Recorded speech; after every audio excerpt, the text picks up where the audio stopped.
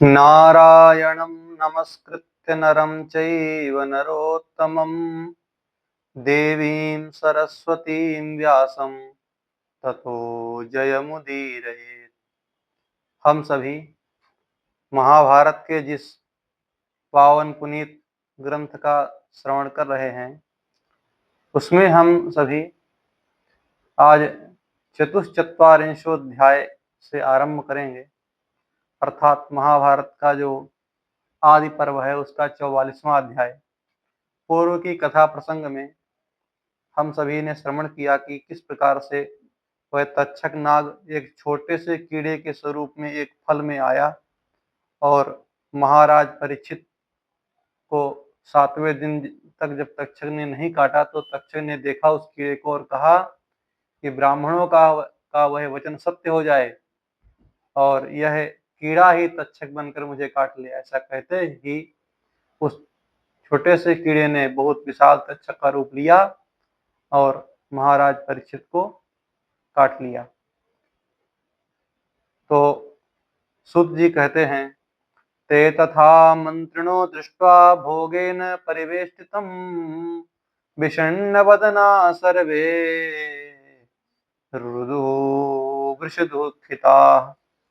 तो जितने मंत्रीगण हैं राजा परीक्षित को तक्षक नाग से जकड़ा हुआ देख अत्यंत व्याकुल हो गए।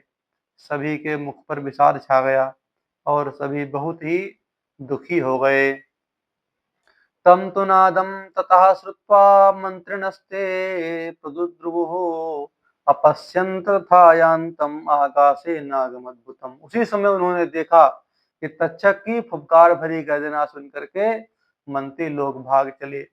उन मंत्रियों ने देखा कि लाल कमल की सी कांति वाला वह अद्भुत नाग आकाश में सिंदूर की रेखा से खींचता हुआ चला जा रहा है। नागों में वह श्रेष्ठ तक्षक को इस प्रकार जाते हुए देख करके मंत्री दुखी हो गए और दुख सागर में डूब गए। वे समझ गए कि यह तक्षक नाग ही है, क्योंकि जब तक्षक नाग जा रहा था तो उसका तक्षक नाग का जो स्वरूप है, जो शरीर है, वह काला नहीं था, वह लाल था। और नाग आकाश में जा रहा था वह अपने लाल स्वरूप में, ऐसा लगता था सिंदूर की एक रेखा आकाश में खिंच रही हो। तो ऐसा प्रतीत होता है।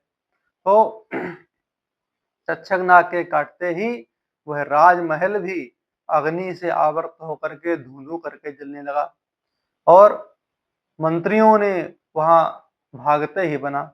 वे सब मंत्री भाग करके दिशाओं की शरण ली।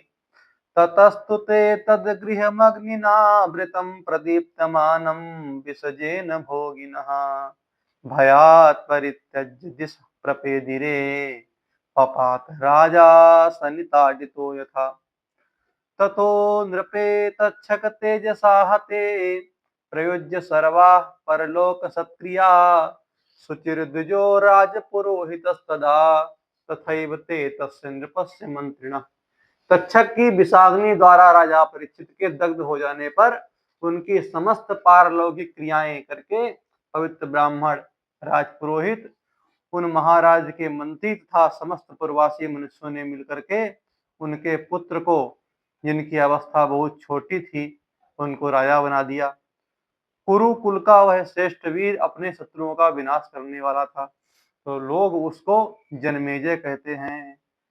कुरु प्रवीरम जन्मेजयम जना सबाल एवारिमतिर्नृपोत्तमः सहैव तैर्मन्त्रि पुरोहितैस्तदा ससास राज्यं कुरु पुंगवाग्रजो यथास्य वीरः प्रपितामहस्तथा।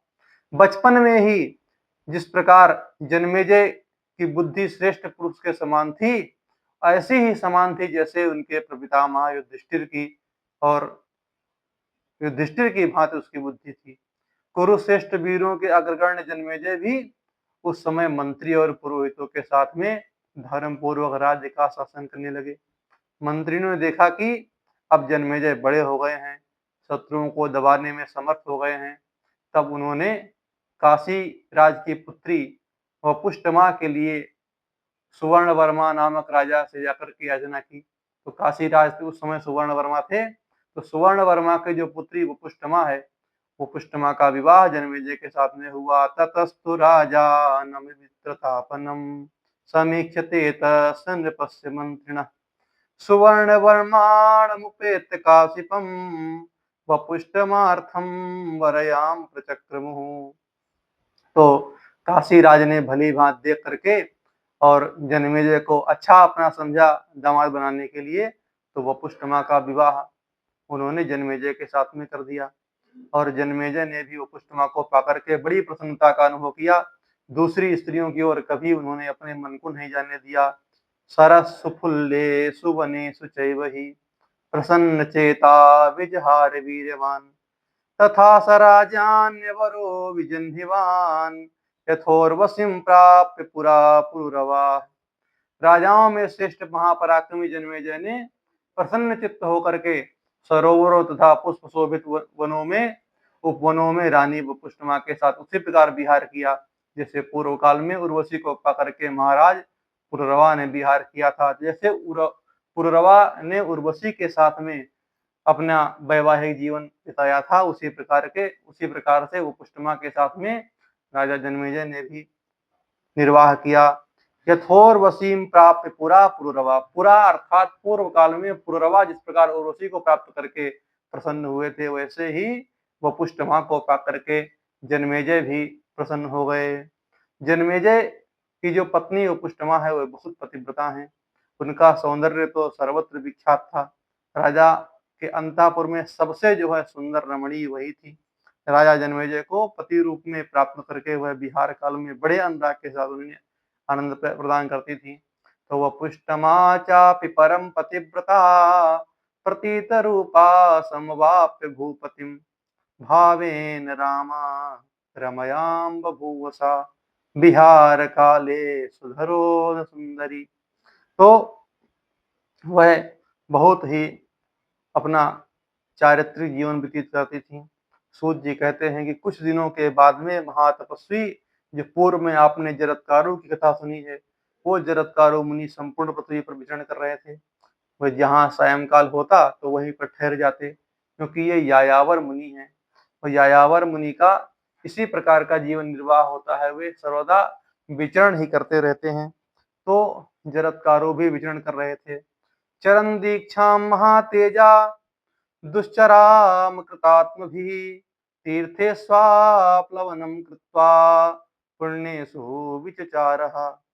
उन महातेजस्वी महर्षि ने ऐसे कठोर नियमों की दीक्षा ले रखी थी जिसका पालन करना दूसरे अन्य पुरुषों के लिए, अजितेंद्रिय पुरुषों के लिए सर्वथा कठिन था। तो उसका पालन वही कर सकता है जो जितेंद्रिय हो, जिसने अपनी 10 इंद्रियों को जीत लिया हो। वे पवित्र तीर्थों में स्नान करते, सर्वत्र विचरण करते, वायु भक्षो निराहारः। तो वो रहते कैसे थे ये बता रहे हैं कि वायु भक्षो निराहारः शुष्यन्न हरः मुनिः सदर्श पितॄन् गर्ते लम्बमानाधो मुखान् एकं तत्त्वविशिष्टं वै वीर्णस्तं ममाश्रितान् तम तंतुचा शनैराखो माददानम विरेशयम्। वे मुनि वायु पीते और निराहार रहते थे, इसलिए दिन भर वे दिन पर दिन सूखते चले जाते थे। एक दिन उन्होंने पितरों को देखा जो नीचे मुंह किए एक गड्ढे में लटक रहे थे। उन्होंने खुश नामक तिनके के समूह को पकड़ रखा था, जिसकी जड़ में केवल एक तंतु बच गया था। उस बचे हुए तंतु को वहीं बिल में रहने वाला एक चूहा धीरे धीरे खा रहा था। वे पितर निराहार, दीन और दुर्बल हो गए थे और चाहते थे कि कोई हमें इस गड्ढे में गिरने से बचा ले। तो जरत्कारु उनकी दयनीय दशा को देख करके दया से द्रवित होकर के स्वयं भी दीनहीन हो गए और उन पितरों के समीप जाकर के बोले के भवंतो वलंबन्ते वीर्णस्तम बमाश्रिता दुर्बलम खादितैर्मूलैराखुना बिलवासिना। आप लोग कौन है जो खस के गुच्छे के सहारे लटक रहे हैं और इस खस की जो जड़ें हैं यहाँ बिल में रहने वाले चूहे ने खा डाली हैं, इसलिए बहुत कमजोर हो गया है। तो खस के इस गुच्छे में जो मूल का एक तंतु बचा हुआ है उसे भी ये चूहा अपने तीखे दांतों से धीरे धीरे कुतर रहा है। तो इतने बड़े आप खस में लटक रहे थे, पूरा खस को चूहों ने खा लिया है, मात्र एक तंतु बचा हुआ है, आप उसी में लटक रहे हैं। आप लोग कौन है, गिर जाएंगे, बाहर निकल आइए। तो उसका जो स्वल्प भाग शेष है, और यह बात में ये बहुत जल्दी ये नीचे गिरने वाला है, टूटने वाला है, और निश्चित रूप से आप उल्टे लटके हुए हैं, आप नीचे गड्ढे में चले जाएंगे। तस्य मे दुःखमुत्पन्नं दृष्ट्वा युष्मान् अधोमुखान् कृच्छमापदमापन्नान् प्रियं किं करवाणि वः। मैं तुम्हारा क्या प्रिय करूं, आप लोग कौन हैं? हमें बहुत ही दुख हो रहा है आपको इस प्रकार की अवस्था में देख करके। तपसो चतुर्थेन तृतीयेन अथवा पुनः अर्धेन वापि निस्तुत मां पदम ब्रूतमाचिरम। आप लोग एक काम करिए, मेरी तपस्या के चौथे भाग से तीसरे भाग से, अथवा छोड़िए आधे भाग के द्वारा भी इस विपत्ति से यदि बचाए जा सके तो बताइए, मैं अपनी तपस्या का जो आधा पुण्य है मैं आपको देने को तैयार हूँ, अथवा आधे से भी यदि ना बचते हो तो मैं अपनी तपस्या का पूरा पुण्य देने को तैयार हूँ। तो आप मेरी पूरी तपस्या का पुण्य ले लीजिए, और आप इस गड्ढे से यदि बाहर निकल सकते हैं तो निकल आइए। तो ये उनके पितर ही थे। तो पितरों ने देखा और कहा, वृद्धो भवान ब्रह्मचारी यो नास्तुमिते मिहेच्छसि न तो विप्राग्य तपसा शक्यते तद्विपोहितम्। तो उन लोगों ने कहा कि वो यद्यपि नहीं जानते थे, ये जरत्कारु, ये लटकने वाले इनके पितर लोग ही थे। तो इन पितरों ने कहा कि जो हमारी ये व्यथा है, ये हमारा जो संकट है, ये तपस्या से टाला नहीं जा सकता। तो अस्ति नास्तात तपसा फलम प्रावदतां वर संतान प्रक्षयाद ब्रह्मन पताम निशे शुचो। तपस्या का बल तो हमारे पास भी है, वक्ताओं में श्रेष्ठ ब्राह्मण, हम तो वंश परंपरा का विच्छेद होने के कारण अपवित्र नरक में गिर रहे हैं। हमारे पास भी तपस्या है और हम भी बहुत तपस्या कर चुके हैं। हम जो नीचे गिर रहे हैं उसका एक ही कारण है कि हमारी वंश परंपरा का नाश हो चुका है। तो संतानम ही परो धर्म एवं माह पितामह लंबता मीनस्तात न ज्ञानम प्रतिभाति वही। ब्रह्मा जी का वचन है कि संतान ही सबसे उत्कृष्ट धर्म है। तात यहाँ लटकते हुए हम लोगों की शुद्ध बुद्ध प्राय खो गई है, हमें कुछ भी ज्ञात नहीं है। इसलिए लोक में विख्यात पौरुष वाले आप जैसे महापुरुष को हम पहचान नहीं पा रहे हैं। आप कोई महान सौभाग्यशाली महापुरुष हैं, जो हम अशोचनीय लोगों के लिए आप जो है शोक कर रहे हैं। आप कौन हैं? तो इस प्रकार हम लोग कौन है ये हम आपको बताते हैं। सुनिए, हम जो है अत्यंत कठोर व्रत का पालन करने वाले यायावर नामक महर्षि हैं। उन्हें वंश परंपरा का क्षय होने के कारण हमें पुण्य लोक से भ्रष्ट होना पड़ा है, क्योंकि हमारे वंश में अब कोई बचा नहीं है, इसलिए हम लटक रहे हैं। आप जो एक खस नामक जो घास देख रहे थे, इसके जितने जो तिनके हैं सब कट चुके हैं। ये तिनके नहीं हैं, ये हमारे वंश के वृक्ष हैं। ये सब हमारे वंशज कट चुके हैं और केवल एक खस में हम लटक रहे हैं। तो ये एक खस क्या है? एक खस का द्योतक है कि हमारे वंश में केवल एक ही बचा है, और उसने भी विवाह शादी नहीं की है। यदि वो विवाह नहीं करेगा तो हमारी वंश परंपरा का लोप हो जाएगा, और उसका लोप हो जाएगा तो ये वाली जो खस का जो एक तिनका है ये भी टूट जाएगा। तो इस प्रकार से हम तो बहुत ही मंदभागी हैं, अभागे हैं। तो जो जिसने विवाह नहीं किया है उसका नाम है जरत्कारु। वह वेद वेदांगों का पारंगत विद्वान होने के साथ साथ मन और इंद्रियों को भी संयम में रखने वाला महात्मा, उत्तम व्रत का पालक और महान तपस्वी है। उसने तपस्या के लोभ से हमें संकट में डाल दिया है।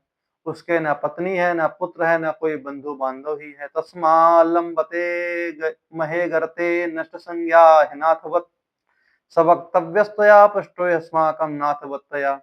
देखिए, यदि कहीं आपको घूमते टहलते हुए मिल जाए तो आप उसको बता देना कि हम इस प्रकार से दुख पा रहे हैं।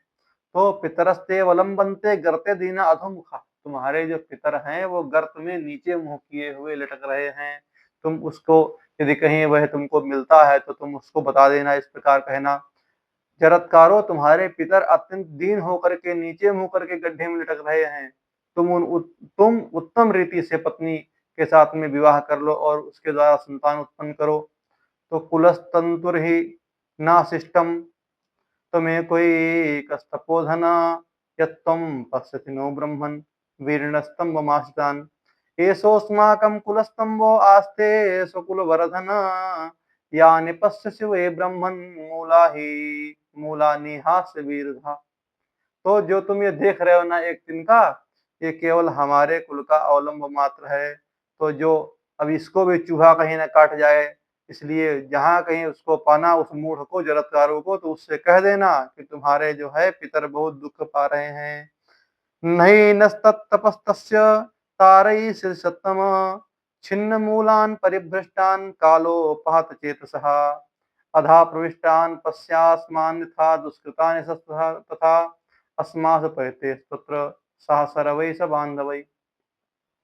तो उस जरत्कारों की तपस्या हमें इस संकट में से नहीं उबारेगी, तो हमें तपस्या का फल नहीं चाहिए। देखिए हमारी सारी जड़ें कट गई हैं, काल ने हमारी चेतना शक्ति नष्ट कर दी है और हम नीचे गड्ढे में गिर रहे हैं।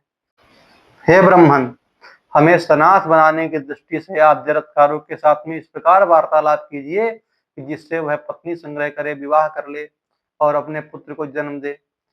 हे तात, जरत्कारों के बांधव हम लोग हैं। हमारे लिए अपने कुल की भांति अपने भाई बंधु के समान आप सोच कर रहे हैं और आप ऐसे सोच करते हैं जैसे लगता है कि आप हमारे अपने हो। तो अतः साधु शिरोमणि, आप बताइए कि आप कौन हैं और हम लोगों के लिए आप ऐसा शोक क्यों कर रहे हैं जो यहाँ इतनी देर से खड़े हुए हैं। हम आपका भी परिचय सुनना चाहते हैं। अब जरत्कारों ने अपने पितरों से हाथ जोड़ करके कहा।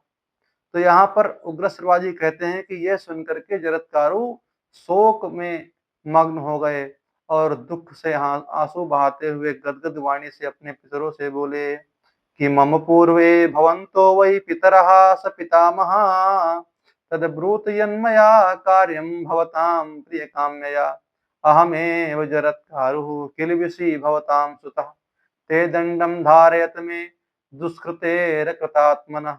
हे हमारे पूर्वजों, हे पिता, हे पितामह आदि जो आप हमारे पूर्वज हैं, आप हमें ये बताइए कि हम आपका कौन सा प्रिय कार्य करें। मैं आप लोगों का पुत्र पापी जरत्कारु ही हूँ। आप मुझे अकृतात्मा पापी को इच्छा अनुसार दंड दे सकते हैं। तो पितर बोले कि बड़े सौभाग्य की बात है, तुम अकस्मात यहाँ पर आ गए। पुत्र दृष्टया संप्राप्त इमं देशम दृच्छया किमर्थम च तया ब्रह्मण्य कृतो दार संग्रह। बेटा तुम ये बताओ, तुमने अभी तक विवाह क्यों नहीं किया। जरत्कारों ने कहा कि मायम पितरो नित्यम यद्यर्था परिवर्तते ऊर्ध्वरेता शरीरम वै प्रापये यमुत्र वै। हे पितृगण, मेरे शरीर में निरंतर एक बात घूमती रहती है कि मैं अखंड ब्रह्मचर्य का पालक होकर के इस शरीर को परलोक पुण्य धाम में पहुंचाऊं। मैं सशरीर पुण्य लोक स्वर्ग में जाना चाहता हूँ। न दारान वही करिष्ये हम इतमे भावितम मनः एवं दृष्ट्वा तो भवता शकुंता निवलंबता। तो अतः मैंने अपने मन में यह दृढ़ निश्चय कर लिया कि मैं कभी पत्नी का परिग्रह संग्रह नहीं करूंगा, किंतु आपको जो है पक्षियों की भांति इस प्रकार लटकते हुए देख करके अखंड ब्रह्मचर्य के जो है पालन संबंधी निश्चय से मैंने अपनी बुद्धि लुटा ली है। अब मैं निश्चित रूप से आपका प्रिय करूंगा और मैं विवाह करूंगा, किंतु हमारी एक शर्त है। सनाम्नि यद्यहं कन्याम उपलप्स्ये कदाचन भविष्यति चित्ता कश्चित् भयक्षवत् स्वयमुद्यता। अब बात यह है कि मैं जो अपने नाम वाली ही जो कन्या होगी, मैं उसी का वर्ण करूंगा, अन्य किसी के साथ में मैं विवाह नहीं करूंगा। तो इस प्रकार मेरी जो इच्छा है, तो यदि ऐसी कोई पत्नी मुझे भिक्षा के रूप में मिल जाती है, तो मैं उसके साथ में जो मैं वहाँ विवाह कर लेता हूँ। तो इस प्रकार की बातें वहाँ अपने पितरों से जरत्कारू मुनि ने कही। तो इस प्रकार सौनक जी कहते हैं कि पितरों से कह करके जरत्कारू पूर्व की भांति पृथ्वी पर विचरण करने लगे, परंतु यह बूढ़ा है ऐसा सोच करके किसी ने अपनी कन्या नहीं दी और उन्हें पत्नी उपलब्ध नहीं हुई। जब विवाह की प्रतीक्षा में वे खिन्न हो गए, तब पितरों से प्रेरित होकर के वे वन में जाकर के दुखी होकर के जोर जोर से ब्याह के लिए पुकारने लगे कि कोई ऐसा हो जो मुझे विवाह के लिए कन्या दे। फिर वे जोर जोर से सब जगह जाकर के बोले कि कोई है जो मुझे भिक्षा रूप के रूप में कन्या दे दे। मेरे नाम, क्योंकि इनकी प्रतिज्ञा है कि सनामनी कन्या होनी चाहिए, मेरा नाम जरत्कारु है तो मेरी पत्नी का नाम भी जरत्कारु ही हो। तो जरत्कारु नाम वाली कोई कन्या मुझे भिक्षा में देता है तो मैं विवाह कर लूंगा। उसके साथ में इनकी एक शर्त और है, मम कन्या सनाम्नी या भैक्ष्यवच्चोदिता भवेत् भरेयम चैव याम्ना हम ताम में कन्या प्रेक्षत। जो कन्या मेरे ही नाम जैसे नाम वाली हो और भिक्षा की भांति मुझे दी जा सकती हो और जिसके भरण पोषण का भार मुझ पर ना हो, ऐसी कोई कन्या हो तो मुझे दे दे। अर्थात ये उसका जो है भरण पोषण भी नहीं करना चाहते हैं, केवल विवाह मात्र करना चाहते हैं। ततस्ते पन्नगा ये वै जरत्कारौ समाहिताः तामादाय प्रवृत्तिं ते वासुकेः प्रत्यवेदयन्। तब उन नागों ने जरत्कारो मुनि की खोज में लगाए गए थे, जो ये समाचार पा करके उन्होंने नागराज वासुकी को सूचित कर दिया। तेषां श्रुत्वा च नागेन्द्रस्तां कन्यां समलंकृतां प्रगृह्यारण्य मत समीपम तस्य पन्नगा। उनकी बात सुनकर के जो तक्षक जो नागराज वासुकी ने जो नाग पहले से गिरफ्तारों को पीछे लगा दिए थे कि जब ये विवाह की इच्छा करे तो मुझे तुरंत बताना, तो उन नागों ने जाकर के तुरंत अपने भाई वासुकी को बताया कि अब वो जरत्कारो मुनि विवाह करना चाहते हैं। तुरंत जो है वह समलंकृत कन्या को लेकर के वहां पर नागराज वासुकी वहां पर प्रकट हो गए और उन्होंने कहा कि यह कन्या आपके लिए ही है, मैं इस कन्या को आपको देता हूँ। सौनक जी सूत जी कहते हैं कि सौनक, उस समय वासुकी ने जरत्कारो मुनि से कहा कि ये कन्या वही है जिस कन्या की आप प्रतीक्षा कर रहे हैं। ये कन्या का नाम भी जरत्कारु है और इस कन्या को मैं आपको भिक्षा के रूप में देता हूँ और ये मेरी बहन है, आपकी भांति तपस्विनी भी है, आप इसे ग्रहण करें।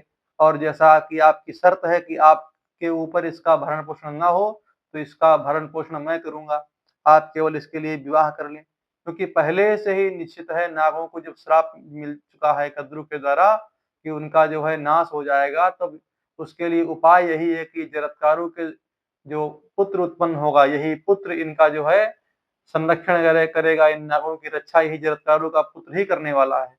तो इसमें नागों का हित है, इसलिए जरत्कारु का विवाह ये इन मुनि के साथ में कर रहे हैं और आपके लिए ही मैंने इस कन्या की अब तक रक्षा की है और इसे आप स्वीकार करें। ऋषि ने कहा कि मैं इसका भरण पोषण नहीं करूंगा, आपको ये शर्त मंजूर है ना? अब दूसरी शर्त यह है कि ये तुम्हारी जो बहन है, इस बहन को कभी ऐसा कोई कार्य नहीं करना चाहिए जो मुझे अप्रिय लगे। और ध्यान रखना, यदि ये कोई ऐसा कार्य करेगी जो मुझे अप्रिय लगेगा, तो मैं उसी समय इसको त्याग दूंगा। तो नागराज ने ये शर्त भी स्वीकार कर ली कि अपनी बहन का मैं भरण पोषण करूंगा और जब ये कोई अप्रिय कार्य करे तो आप त्याग देंगे, मैं कुछ नहीं कहूंगा। तो प्रश्रुते तु नागेन भरिष्ये भामिनी मिति जरत्कारु स्म भुजगस्य जगामः। और इस प्रकार कह करके जरत्कारो मुनि वासुकी के भवन में चले गए। तो वासुकी के भवन में ही वे जरत्कारु और उनकी पत्नी निवास करने लगे। वहां पर मंत्र वेत्ताओं में श्रेष्ठ महाव्रती महात्मा जरत्कारों ने शास्त्रीय विधि और मंत्रोच्चारण के साथ में कन्या का पाणी ग्रहण किया। ततो वास गृहम रम्यम पन्नगेन्द्र से सम्मतम जगाम भार्यामादाय स्तूयमानो महर्षि। अर्थात जो महर्षि जरत्कारु हैं, वे अपनी ससुराल में ही रहने लगे अपनी पत्नी के साथ में और बहुत बढ़िया उनको वहां पर वासुकी ने एक भवन भी रहने के लिए दिया। शयनम तत्र संक्लिप्तम स्पर्ध्यास्तरण संवृतम तत्र भार्या सहायो वै जरत्कारु वासः। वहां पर बहुमूल्य बिछौनों से सजी हुई सैया बिछी थी। जरत्कारो मुनि अपनी पत्नी के साथ में उसी भवन में रहने लगे। उन मुनि ने वहां पर अपनी पत्नी के सामने शर्त रखी कि तुम्हें कोई ऐसा काम नहीं करना है जो मुझे अप्रिय लगे, साथ ही कभी अप्रिय वचन भी नहीं बोलना चाहिए। तुमसे अप्रिय कार्य हो जाने पर मैं तुम्हें और तुम्हारे इस घर को तुरंत त्याग दूंगा। मैंने जो कुछ कहा है, इस वचन को दृढ़ता पूर्वक धारण कर लो। ये सुनकर के नागराज की बहन अत्यंत उद्विग्न हो गई और उस समय बहुत दुखी होकर के बोली कि भगवान ऐसा ही होगा, कोई मैं ऐसा अप्रिय कार्य नहीं करूंगी जो आपको बुरा लगे। तथैव सा च भर्तारं दुःखशीलमुपाचरत् उपायैः श्वेतकाकीयैः प्रियकामा यशस्विनी। वह नाग कन्या दुखद स्वभाव वाले पति की उसी शर्त के अनुसार सेवा करने लगी वह श्वेतकाकी उपायों के सदा निरंतर पति का प्रिय करने की इच्छा रख करके तुरंत उनकी आराधना में लगी रहती। तो वह श्वेतकाकीय उपाय की यहाँ पर बात की गई। तो श्वेतकाकीय क्या है? यहाँ पर स्वा, एत और काक, जिसका क्रमशः अर्थ है कि स्वा माने कुत्ता, एत अर्थात हरिण और काक माने कौवा। तात्पर्य यह हुआ कि वह जो कुत्ता, पहला अर्थ है स्वा अर्थात कुत्ता, तो कुत्ते की भांति वह जागती रहती अर्थात कम सोती। एत अर्थात हरिणी, इस प्रकार हरिणी जो है सर्वदा चकित रहती है, सर्वदा एकदम भयाक्रांत रहती है, उस प्रकार चौकन्ना रहते हुए सर्वदा रहने लगी।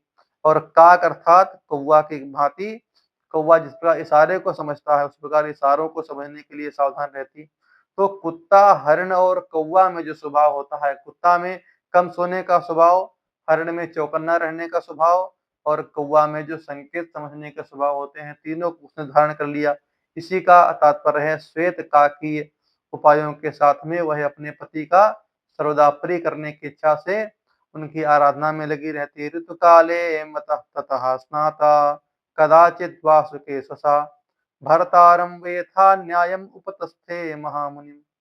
तो तदनंतर किसी समय ऋतुकाल आने पर वासुकी की बहन स्नान करके न्यायपूर्वक अपने महामुनि जरत्कारों की सेवा में उपस्थित हुई और वहां पर उसे गर्भ रह गया। तत्र तस्या समभवत् गर्भो ज्वलन सन्निभः अतीव तेजसा युक्तो वैश्वानर समाद्युतिः। और वह अत्यंत तेजस्वी तथा तपा शक्ति से संपन्न था। उसकी अंग कांति अग्नि के तुल्य थी। शुक्ल पक्षे यथा था सोमो व्यवर्धत तथैव सा ततः कतिपयाहस्य जरत्कारुर्महायशा उत्संगेस्याशिरा कृत्वा सुस्वापो परिखिन्नवत् तस्मिश्च सुप्ते विप्रेन्द्र सवितस्तमियात् गिरिम्। जैसे शुक्ल पक्ष में चंद्रमा की वृद्धि होती है उसी प्रकार की वह गर्भ भी नित्य प्रति बढ़ने लगा, परिपुष्ट होने लगा। और कुछ दिनों के बाद में वह महा तपस्वी जरत्कारू कुछ खिन्न से होकर के अपनी पत्नी की गोद में सिर रख करके सो गए। उनको लगा कि अब मुझे यहाँ से चलना चाहिए, तो उनको कोई न कोई बहाना चाहिए था, वहां से जाने की इच्छा रखते थे क्योंकि उनका जो कार्य था वो सिद्ध भी हो गया था। इधर नागों की इच्छा जो थी जिसके लिए उन नागों ने विवाह किया था वह भी पूर्ण हो चुका था, क्योंकि गृहस्थ आश्रम का उद्देश्य केवल पुत्र प्राप्ति होता है। तो इसलिए वह उद्देश्य उनका पूर्ण हो चुका था, अब उनका घर में रहना उचित नहीं था, इसलिए जाने की इच्छा हुई और कुछ खिन्न होकर के अपनी पत्नी की गोद में सिर रख करके सो गए। और विप्रवर जरत्कारों के सोते समय ही सूर्य अस्ताचल को जाने लगे अर्थात सायंकाल हो गई। तो सायंकाल को ऋषियों को संध्या करनी चाहिए, संध्या वंदन उनका नित्य नैमित्तिक कृत्य होता है। तो ब्रह्मन दिन समाप्त होने ही वाला था, अतः वासुकी की मनस्विनी बहन जरत्कारू अपने पति के धर्म लोप के भय से, यदि ये संध्या नहीं करेंगे तो धर्म का लोप हो जाएगा, तो धर्म लोप के भय से सोचने लगी कि इस समय पति को जगाना ही मेरे लिए धर्मानुकूल होगा, तो जगाना चाहिए या नहीं जगाना चाहिए। इस प्रकार वह सोच रही थी कि मेरे धर्मात्मा पति का स्वभाव तो बहुत दुखद है, मैं कैसा बर्ताव करूं जिससे उनकी दृष्टि में अपराधी ना बनूं। यदि इन्हें जगाऊंगी तो निश्चय ही इन्हें मुझ पर क्रोध होगा, और यदि ये सोते सोते संध्योपासन का समय बीत गया तो अवश्य ही इनके धर्म का लोप हो जाएगा। ऐसी अवस्था में धर्मात्मा पति का कोप स्वीकार करूं या उनके धर्म का लोप, तो उसे धर्म ज्यादा प्रधान लगा। तो उसने अपने पति को धर्म लोप हो जाने के भय से उसने जगा दिया, और जगाते समय उसने मधुर वचन से कहा, इति निश्चित मनसा जरत्कारुर्भुजंगमा तम ऋषिं दीप्तं तपसं शयानम् अनलोपनम् उवाचेदं वचः सक्षं ततो मधुरभाषिणी उत्तिष्ठस्तु उत्तिष्ठ तुम महाभाग सूर्यस्तम गच्छति। तो मन में ऐसा विचार करके मीठे वचन बोली और उसने कहा कि हे महाभाग उठिए, सूर्यदेव अस्ताचल को जा रहे हैं। संध्यामुपासस्व भगवन् नपः सृष्ट्वायत व्रतः प्रादुष्कृताग्निहोत्रोऽयं मुहूर्तो रम्य दारुणः संध्या प्रवर्तते चेयं पश्चिमायां दिशि प्रभो। उसने कहा कि भगवान आप संयम पूर्वक आचमन करके संध्योपासन कीजिए, अब अग्निहोत्र की बेला हो रही है, यह मुहूर्त धर्म का साधन होने के कारण अत्यंत रमणीय जान पड़ता है। इसमें भूत आदि प्राणी विचरण करते हैं, अतः भयंकर है। प्रभु, पश्चिम दिशा में संध्या प्रकट हो रही है, उधर का आकाश लाल हो रहा है।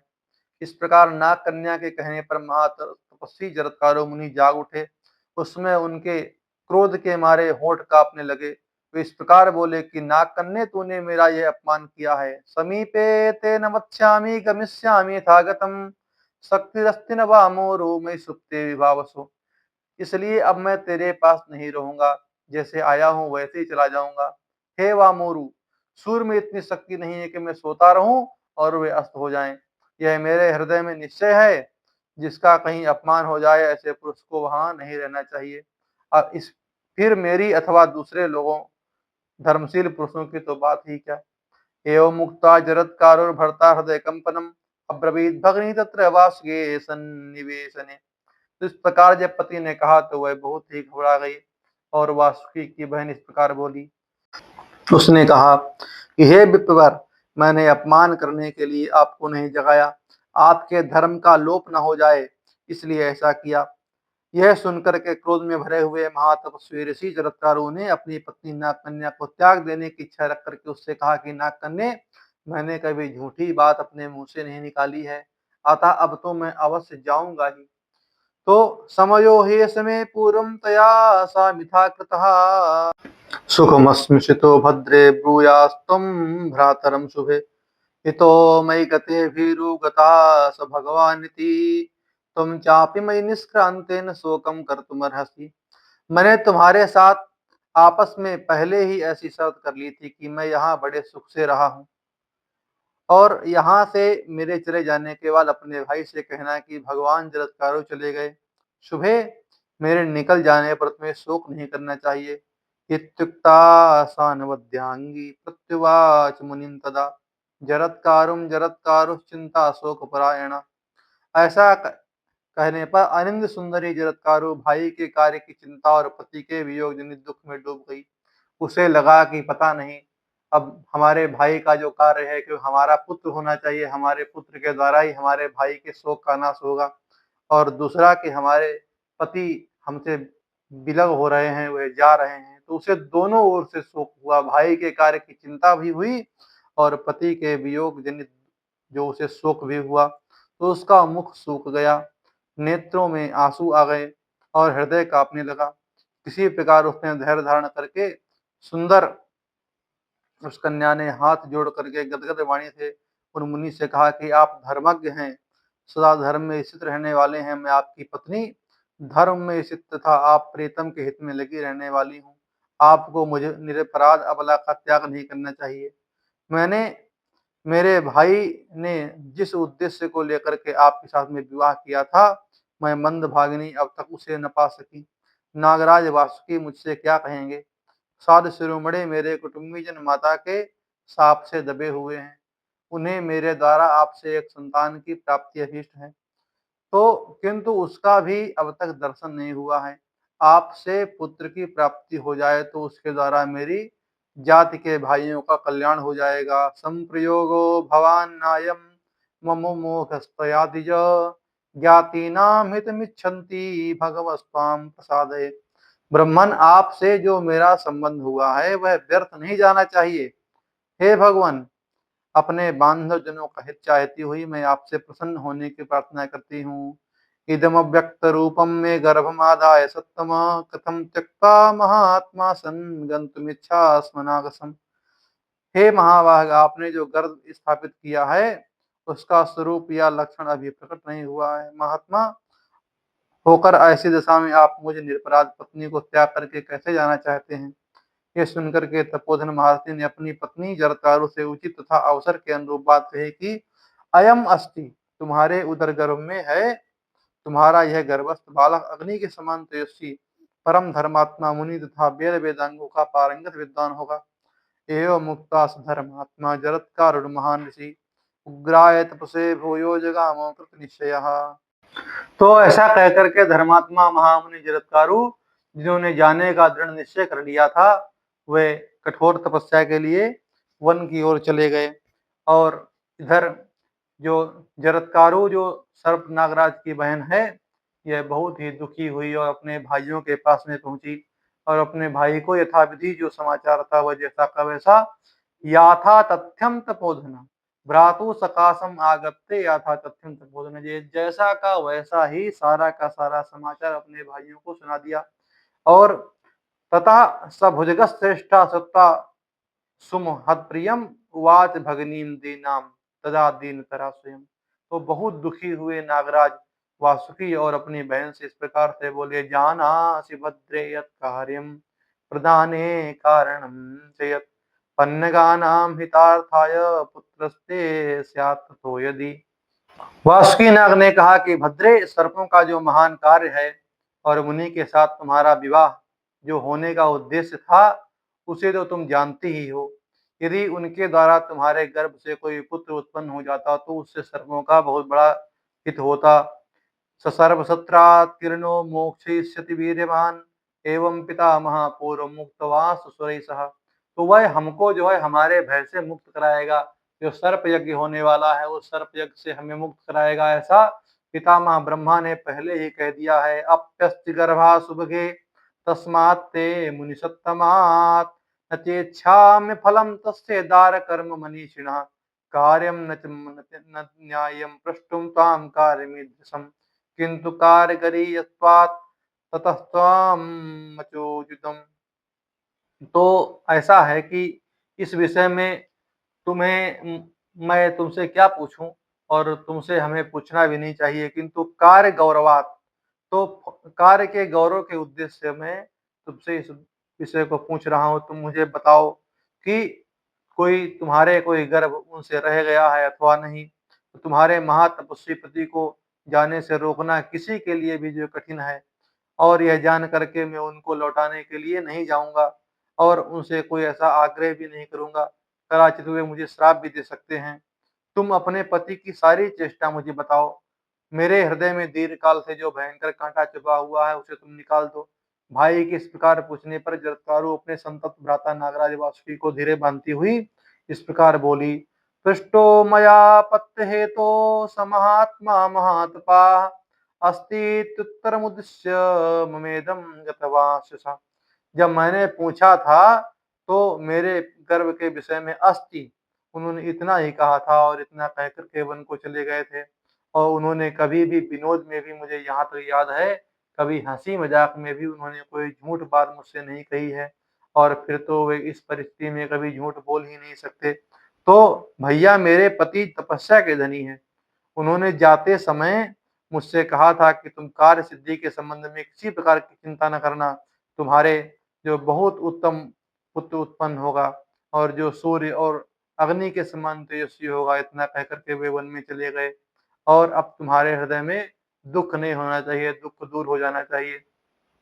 तो सूत जी कहते हैं कि शौनकादि ऋषियों, इस बात को सुनकर के नागराज वासुकी सहित अन्य सभी नाग बहुत प्रसन्न हुए और उन्होंने अपनी सहोदरा जो बहन थी उसका बहुत अच्छे से सत्कार किया और उसका लालन पालन करने लगे। शांत मानार्थ दानश्च पूजया चानुरूपया सोदर्याम पूजयामास सुसारम पनगोत्तम। उसको बहुत धन इत्यादि दे करके उसका सत्कार करके उसकी समाराधना करने लगे। और उसका जो गर्भ था, जैसे शुक्ल पक्ष में चंद्रमा बढ़ता है उसी प्रकार दिन पर दिन बढ़ने लगा और समय आने पर उस जरत्कालु ने एक बहुत महान उत्तम पुत्र को जन्म दिया जो देवताओं के बालक के समान जान पड़ता था। अथ काले तुषा ब्रह्मन् प्रजज्ञे भुजगस्वसा कुमारम देवगर्भाभम पितृमातृभयापहम। वह बालक ऐसा था जो माता और पिता दोनों के पक्षों को भय से नष्ट करने वाला था, क्योंकि इनके पिता के हृदय में भी भय है, क्योंकि इनके जो पूर्वज हैं वो खस नामक घास में जो लटक रहे थे, एक दिन का मात्र बचा हुआ है और सभी जो है टूट चुके हैं, एक चूहे ने खा लिए हैं सारे तिनके। तो वही इनके अपने पिता के वंश में भी वंशदीप के रूप में उत्पन्न हुआ है और माता के पक्ष में भी यह अपने मामा लोगों के भय का नाश करने वाला है। तो विवृधेश तत्रैव नागराज निवेशने वेदाश्चाधिगजे सांगान भार्गवाच्यमनान मुनि। तो बड़ा होकर के ये भ्रुकुलोत्पन्न च्यवन मुनि से 6 अंगों सहित इसने वेदों का अध्ययन किया। बचपन से ही ब्रह्मचर्य व्रत का पालन करने वाला और बहुत ही उत्तम आचरण के साथ में यह जीने वाला, और उसकी जो ख्याति लोक में आस्तिक नाम से हुई, क्योंकि इनके पिता वन में जाते समय इनकी माता से अस्ति ऐसा कह करके चले गए थे, तो अस्ति कहने मात्र से इनका संसार में नाम आस्तिक प्रसिद्ध हुआ। और बाल्यावस्था से ही ये ब्रह्मचर्य और धर्म का आचरण करने वाला बालक था। सबाल एव तत्रस्थश्चरन्निति बुद्धिमान ग्रहे पन्नगराज से प्रयत्नात् परिरक्षिता। तो नागराज के भवन में उसका भली भांति लालन पालन किया गया। स्वर्ण के समान कांतिमान फूलपाणी देवेश्वर भगवान शिव की भांति वह बालक दिनों दिन बढ़ता हुआ समस्त नागों का आनंद बढ़ाने लगा। तो इस प्रकार सौनक जी कहते हैं कि राजा जन्मेजय ने जो उत्तंग की बात सुनी थी, अपने पिता परीक्षित के स्वर्गवास के संबंध में जो मंत्रियों से पूछताछ की थी, उसका आप विस्तार से वर्णन कीजिए। तो उस जो उत्तंग की वह बात सुनकर के फिर इधर राजा परीक्षित के जो पुत्र जन्मेजय हैं, तो इन जन्मेजय ने फिर क्या किया। तो सूत जी कहते हैं कि सुनिए, राजा ने जो जन्मेजय जी ने अपने पिता के संबंध में मंत्रियों से और जब पूछताछ की, तो जैसी बातें कही वो सब मैं तुमको सुनाता हूँ। आप लोग जानते ही होंगे, जन्मेजय ने पूछा कि आप लोग जानते ही होंगे कि मेरे पिता के जीवन काल में उनका आचरण व्यवहार कैसा था, और अंत काल आने पर वे महायशस्वी नरेश किस प्रकार मृत्यु को प्राप्त हुए। जानन्ति स्म भवन्तस्तत् यथावृत्तं पितुर्मम आसीत् यथा स निधनं गतः काले महायशा। मंत्रियों से पूछ रहे हैं कि आप लोग बताइए कि हमारे पिता का आचरण व्यवहार कैसा था, मृत्यु काल तक उनका जीवन कैसा रहा है, और आप लोगों के द्वारा मैं इस वृतांत को जब सुनूंगा, जन्मेजय कहते हैं, तो मुझे बहुत शांति मिलेगी। तो उग्रश्रवा जी कहते हैं कि मंत्री राजा के सब मंत्री धर्मज्ञ और बुद्धिमान थे। उन महात्मा राजा जन्मेजय के इस प्रकार पूछने पर उनसे इस प्रकार बोले। मंत्रियों ने कहा, शृणु पार्थिव यद् ब्रूसे पितुस्तव महात्मनः चरितम पार्थिवेंद्रस्य यथा निष्ठां गतः। भोपाल, तुम जो कुछ पूछते हो वह सुनो। तुम्हारे पिता जो राज राजेश्वर परीक्षित का चरित्र जैसा था, वैसा जिस प्रकार वे मृत्यु को प्राप्त हुए, वैसा हम बता रहे हैं। आपके पिता बड़े धर्मात्मा थे, महात्मा थे, प्रजापालक थे, महामना नरेश इस जगत में जैसे आचरण व्यवहार का पालन करते थे वह सुनो। वे चारों वर्णों को अपने अपने धर्म में स्थापित करके उन सबकी धर्म पूर्वक रक्षा करते थे। राजा परीक्षित केवल धर्म के ज्ञाता ही नहीं थे, वे साक्षात धर्म के स्वरूप थे। चातुर्वर्ण्यम सुधर्मस्थम सकृत्वा परिरक्षत।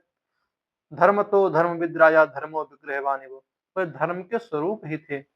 रक्ष पृथ्वीं देवीं श्रीमान तुल विक्रमः द्वेष्टारस्तस्य नैवासन सच द्वेष्टि न कंचन। उनके पराक्रम की कहीं तुलना नहीं थी। वे श्री संपन्न होकर इस वसुधा देवी का पालन करते थे। जगत में उनसे द्वेष रखने वाला कोई नहीं था, और वे भी किसी से द्वेष नहीं रखते थे। समा सर्वेषु भूतेषु प्रजापतिरिवाभवत् ब्राह्मणा क्षत्रिया वैश्या शूद्राश्चैव सुकर्मसु स्थिता सुमनसो राजास्तेन राज्ञा सुधिष्ठिता विधवा नाथ विकलान् कृपणाश्च बभारसा। प्रजापति ब्रह्मा के समान वे समस्त प्राणियों के प्रति संभाव रखते थे।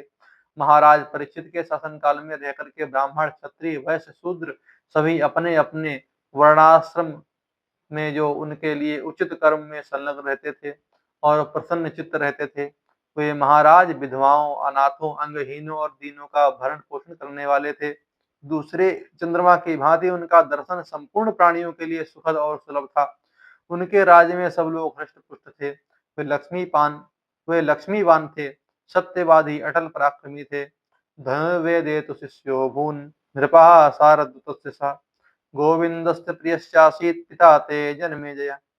हे जन्मेजय, धनुर्वेद में वे कृपाचार्य के शिष्य थे, और जन्मेजय तुम्हारे पिता भगवान श्री कृष्ण के भी प्रिय थे।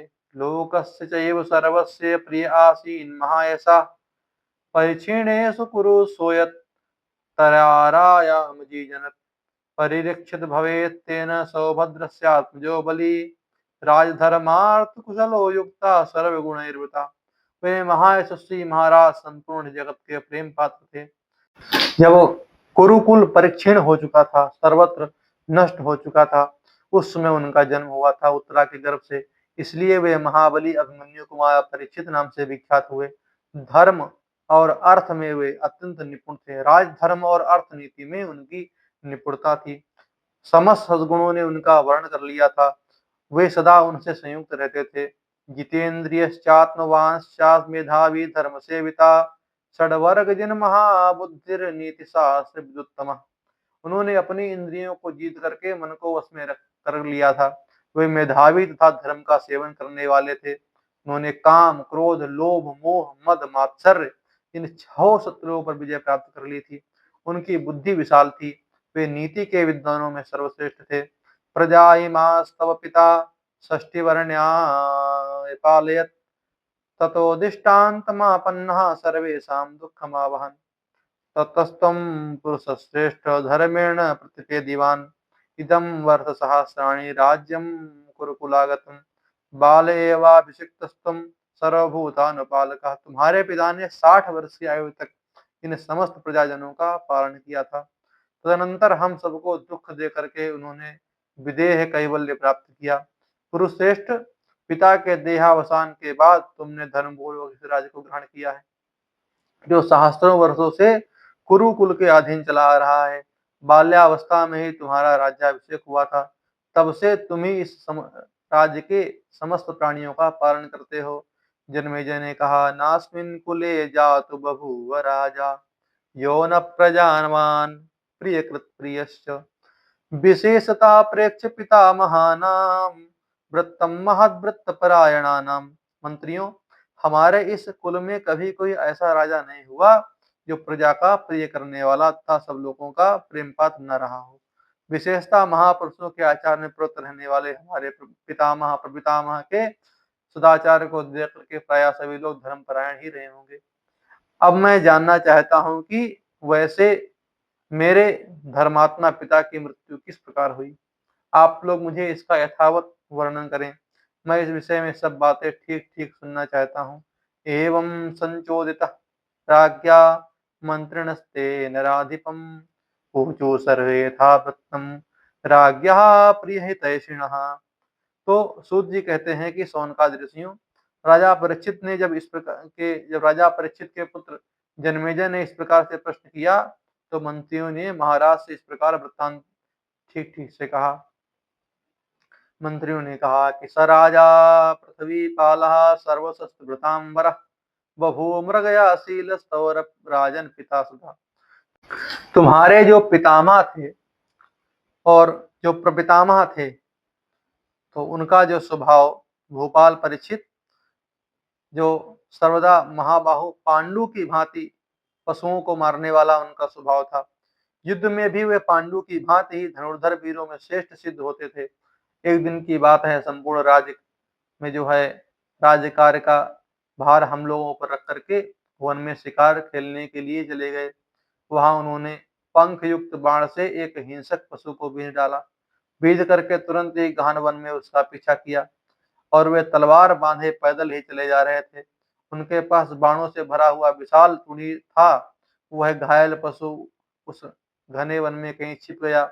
तुम्हारे पिता बहुत खोजने पर भी उसे नहीं पा सके और प्रौढ़ अवस्था, 60 वर्ष की आयु और बुढ़ापे का संयोग, इन सबके कारण वे बहुत थक गए थे। उस विशाल वन में उन्हें भूख सताने लगी। इसी दशा में महाराज ने वहां मुनिश्रेष्ठ समीक को देखा। राजेंद्र, परीक्षित ने उनसे मृग का पता पूछा, किंतु वे मुनि उस समय मौन व्रत के पालन में संलग्न थे। उनके पूछने पर भी महर्षि समीक ने उस समय कुछ न बोले। वे काठ की भांति चुपचाप, निश्चेष्ट एवं अविचल भाव से स्थित रहे।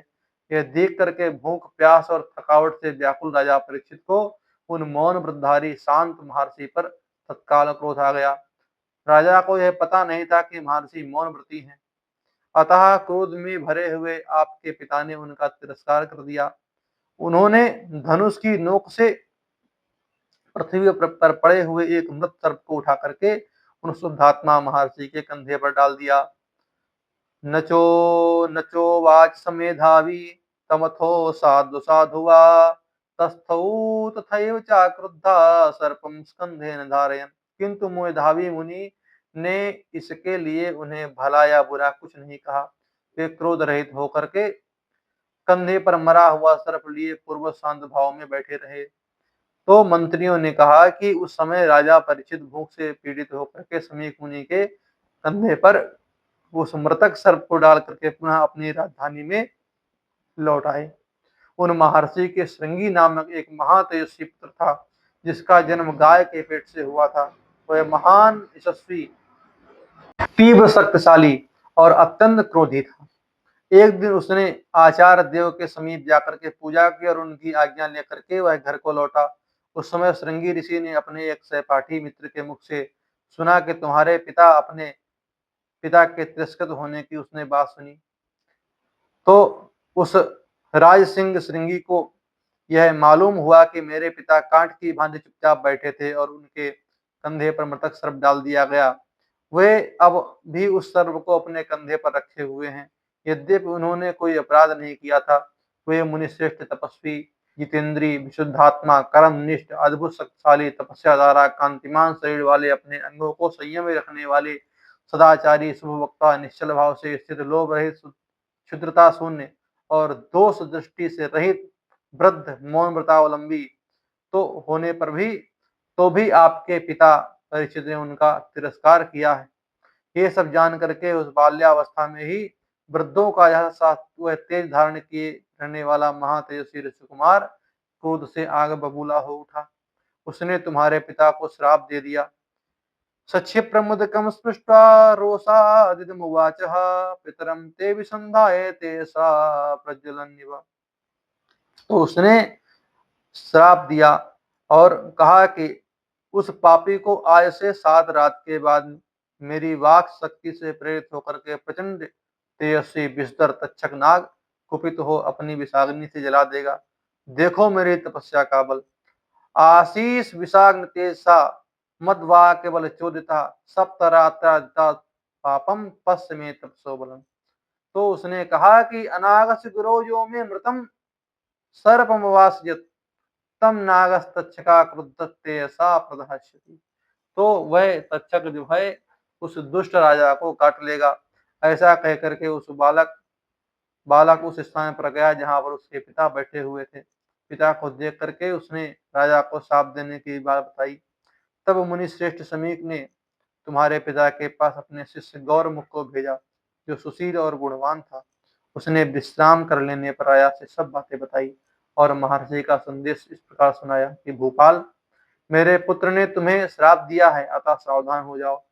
तक्षकस्त्वां महाराज तेजसासौ दहिष्यसि श्रुत्वा च तद्वचो घोरम पिता ते जन्मेजय। 7 दिन के बाद तक्षक तुम्हें अपने तेज से जला देगा। जन्मेजय, यह बात सुन करके तुम्हारे पिता नागश्रेष्ठ तक्षक से अत्यंत भयभीत होकर के सतत सावधान रहने लगे। तदनंतर जब 7वां दिन उपस्थित हुआ, तब उस दिन महर्षि कश्यप ने राजा के समीप जाने का विचार किया। मार्ग में नागराज तक्षक ने उस समय काश्यप को देखा और विप्रवर काश्यप बड़ी उतावली से पैर बढ़ा रहे थे। उन्हें देख करके तक्षक ने ब्राह्मण का वेश धारण करके इस प्रकार पूछा कि आप इतनी तीव्र गति से कहाँ जा रहे हैं और कौन सा कार्य करना चाहते हैं। तो काश्यप ने कहा कि मैं वहां जाता हूँ जहाँ कुरुकुल के श्रेष्ठ राजा परीक्षित रहते हैं। सुना है आज ही तक्षक नाग उन्हें डसेगा और मैं तत्काल उन्हें निरोध करने के लिए जल्दी जल्दी वहां जा रहा हूँ। मेरे द्वारा सुरक्षित नरेश को वह सर्प नष्ट नहीं कर सकेगा। तो तक्षक ने कहा कि मेरे डसे हुए मनुष्य को जिलाने की इच्छा आप कैसे रखते हैं। मैं ही वह तक्षक हूँ। मेरी अद्भुत शक्ति देखिए। मेरे डस देने पर राजा को आप जीवित नहीं कर सकते।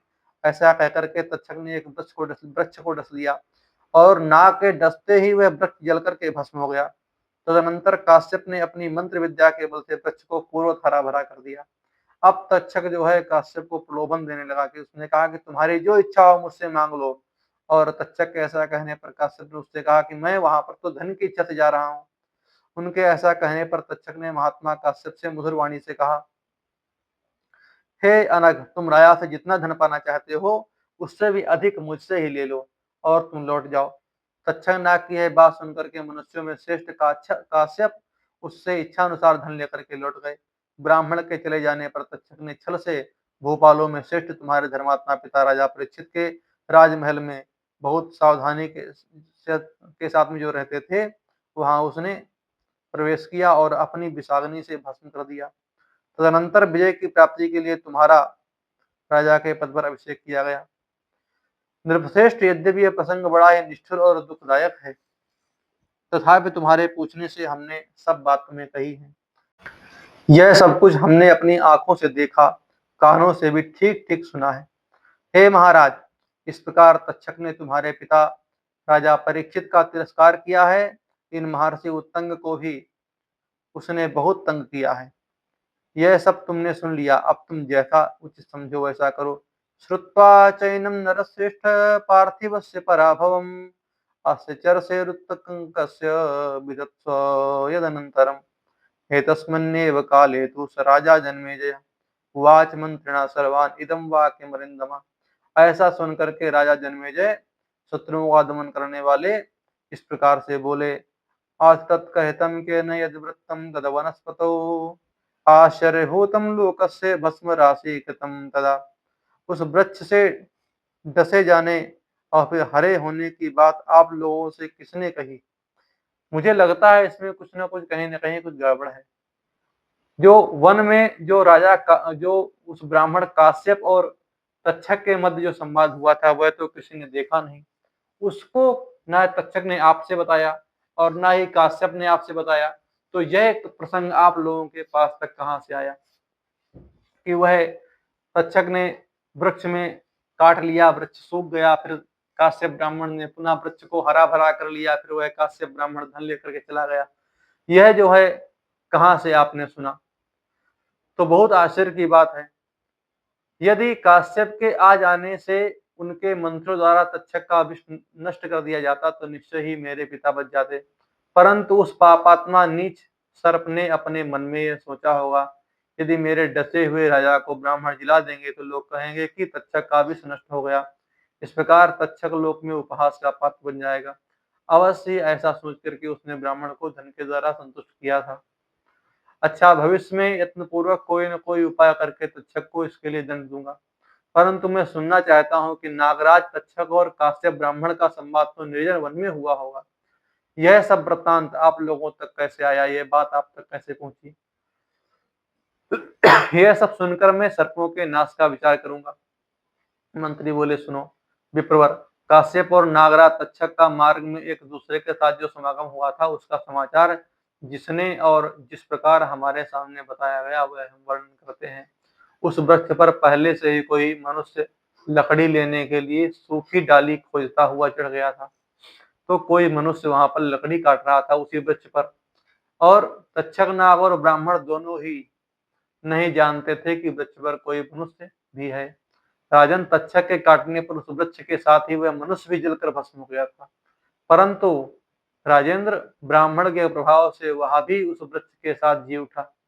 नरश्रेष्ठ, उसी मनुष्य ने आकर के हम लोगों से तक्षक और ब्राह्मण की जो घटना थी वह सुनाई। राजन, इस प्रकार हमने जो कुछ सुना और देखा, वह सब तुम्हें कह सुनाया। भोपाल शिरोमणे, ये सुनकर अब तुम्हें जैसा उचित जान पड़े वैसा करो।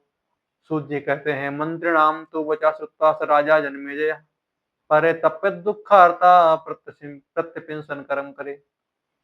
मंत्रियों की बात सुनकर के राजा जन्मेजय दुख से आतुर होकर के संतप्त हो उठे और कुपित होकर के हाथ से हाथ मलने लगे। वे बारंबार लंबी और गर्म सांस छोड़ने लगे। कमल के समान नेत्रों वाले राजा जन्मेजय उस समय नेत्रों से आंसू बहाते हुए फूट फूट कर रोने लगे। राजा ने 2 घड़ी तक ध्यान करके मन ही मन कुछ निश्चय किया। फिर दुख, शोक और आमर्ष में डूबे हुए नरेश न थमने वाले आंसुओं की अविच्छिन्न धारा बहाते हुए विधि पूर्वक जल का स्पर्श करके संपूर्ण मंत्रियों से इस प्रकार से बोले कि मंत्रियों, मेरे पिता के स्वर्गलोक गमन के विषय में आप लोगों का यह वचन सुन करके मैंने अपनी बुद्धि द्वारा जो कर्तव्य निश्चित किया है, उसे आप लोग सुन लें। मेरा विचार है, उस दुरात्मा तक्षक को तुरंत जो है बदला उससे लेना चाहिए, जिसने श्रृंगी ऋषि को निमित्त बना करके स्वयं ही मेरे पिता महाराज तक्षक को अपनी विषाग्नि से दग्ध करके मारा है। उसकी सबसे बड़ी दुष्टता यह है कि उसने काश्यप को लौटा दिया। यदि वे ब्राह्मण देवता आ जाते तो मेरे पिता निश्चय ही जीवित हो सकते थे। यदि मंत्रियों के विनय और काश्यप के कृपा प्रसाद से महाराज परीक्षित जीवित हो जाते, तो इसमें उस दुष्ट की क्या हानि हो जाती, जो कहीं भी परास्त न होते थे। ऐसे मेरे पिता परीक्षित को जीवित करने की इच्छा से द्विजश्रेष्ठ काश्यप आ पहुँचे थे, किंतु तक्षक ने मोहवश उन्हें रोक दिया। दुरात्मा तक्षक का यह सबसे बड़ा अपराध है कि उसने ब्राह्मण देव को इसलिए धन दिया कि वे महाराज को जिला न सकें।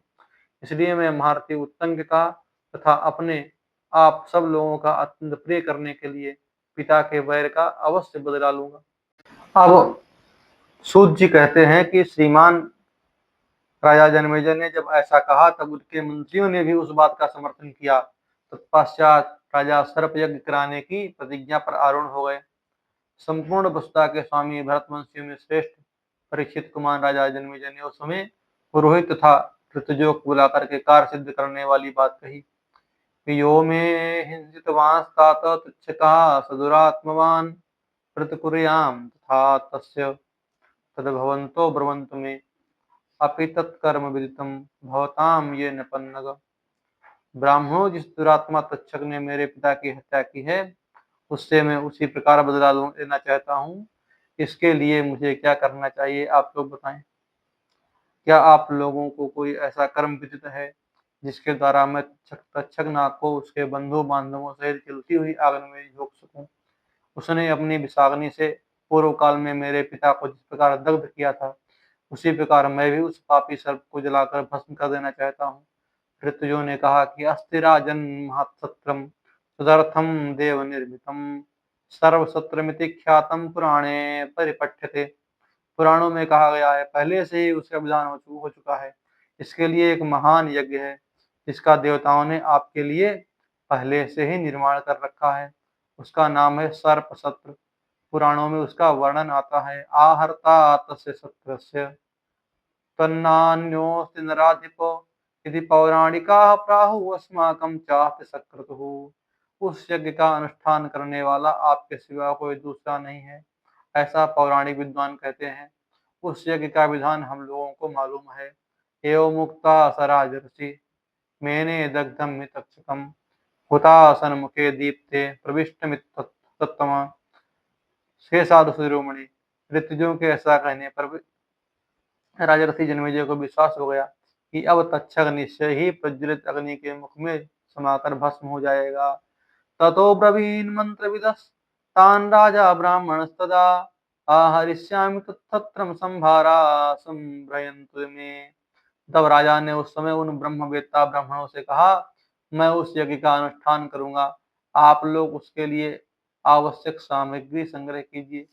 द्विश्रेष्ठ तब उन ऋतुजों ने शास्त्रीय विधि के अनुसार यज्ञ मंडप बनाने के लिए वहां की भूमि नाप ली और वहां पर वह ऋतुज वेदों के यथावत विद्वान तथा परम बुद्धिमान थे।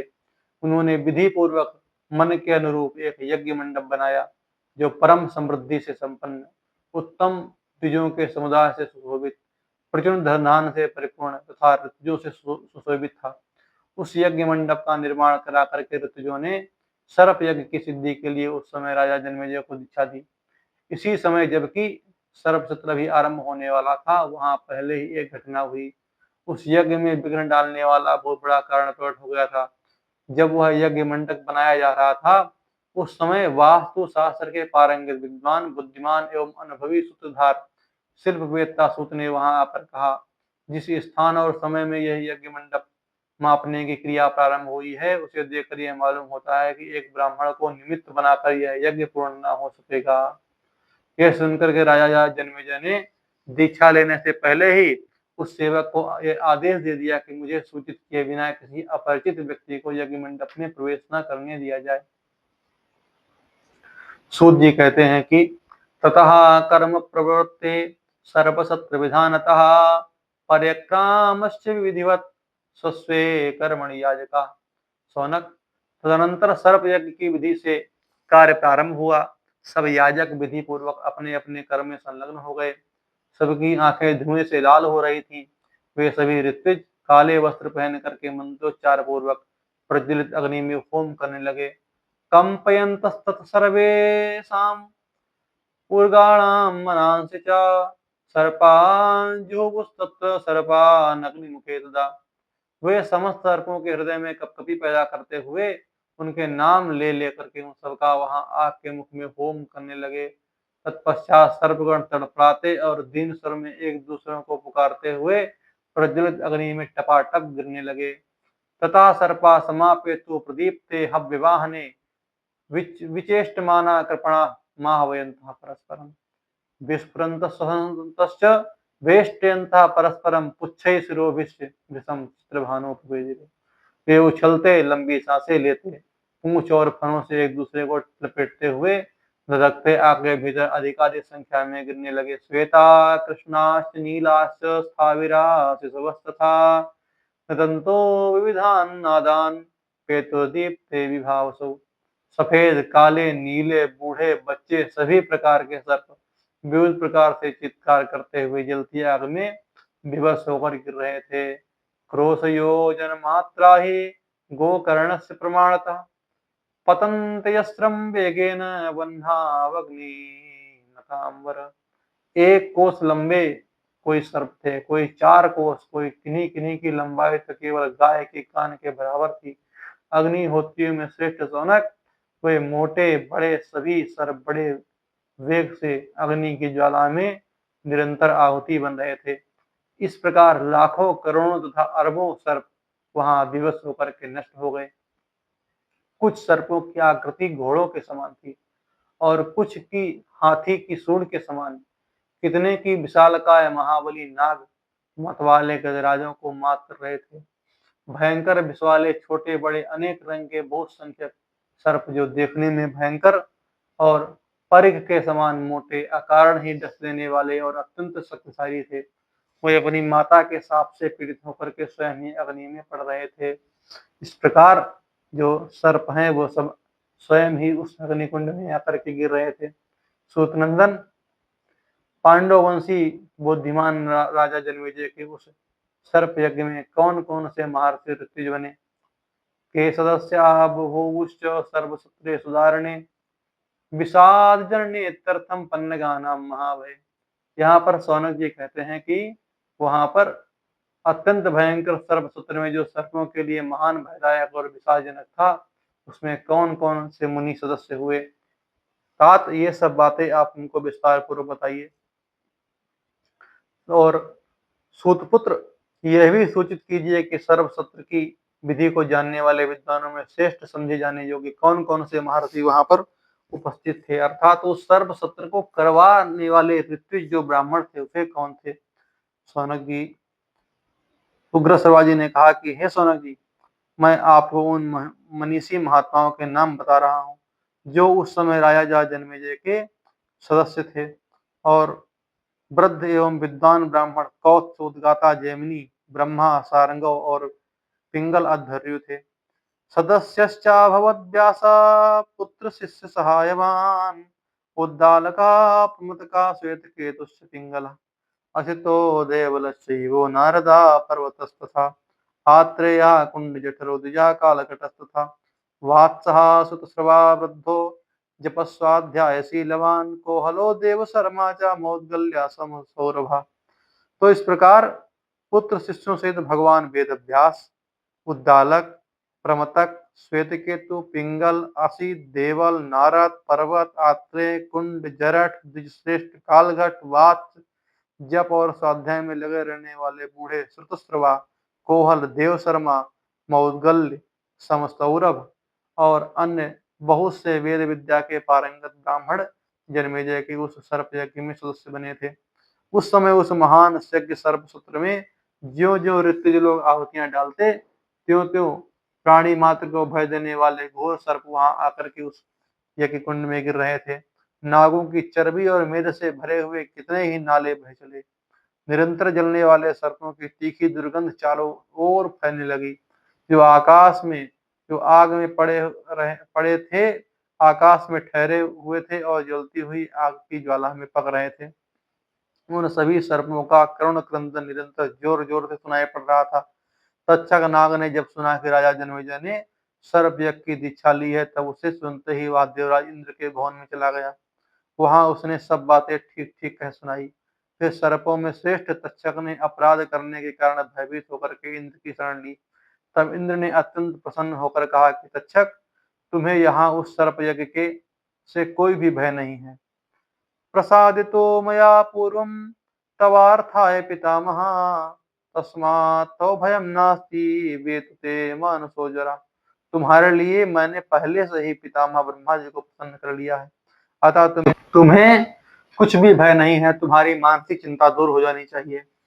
सूत जी कहते हैं, एवमाश्वासितस्तेन तथा सा भुजगोत्तमः उवास भवने तस्मिन् चक्रस्य मुदिता सुखी।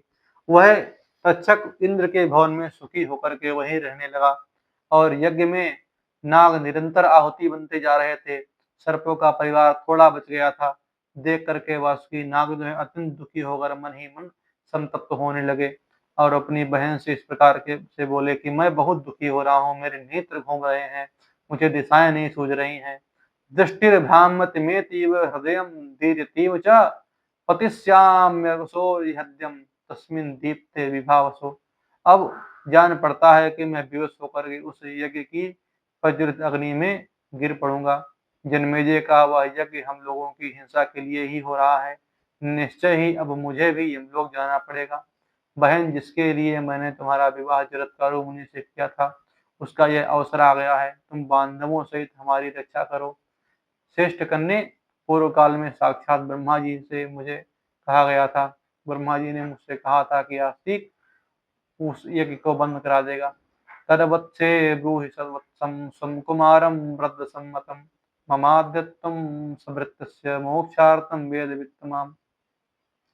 वत्से, आज तुम बंधु बांधवों सहित मेरे जीवन को संकट से छुड़ाने के लिए वेद वेत्ताओं में श्रेष्ठ अपने पुत्र कुमार आस्तिक से कहो। वह बालक होने पर भी वृद्ध पुरुषों के लिए आदरणीय है और वह मुझे निश्चय ही उन इस दुख से वह मुझे मुक्त कराएगा। तब उस नाग कन्या जरत्कारु ने अपने पुत्र को बुला करके इस प्रकार से कहा, अहम तो पितु पुत्र भ्रात्रा दत्ता निमित्ततः कालः चायं संप्राप्तः तत्कुरुस्व यथातथम्। बेटा, मेरे भैया ने एक निमित्त को लेकर के तुम्हारे पिता के साथ में मेरा विवाह किया था।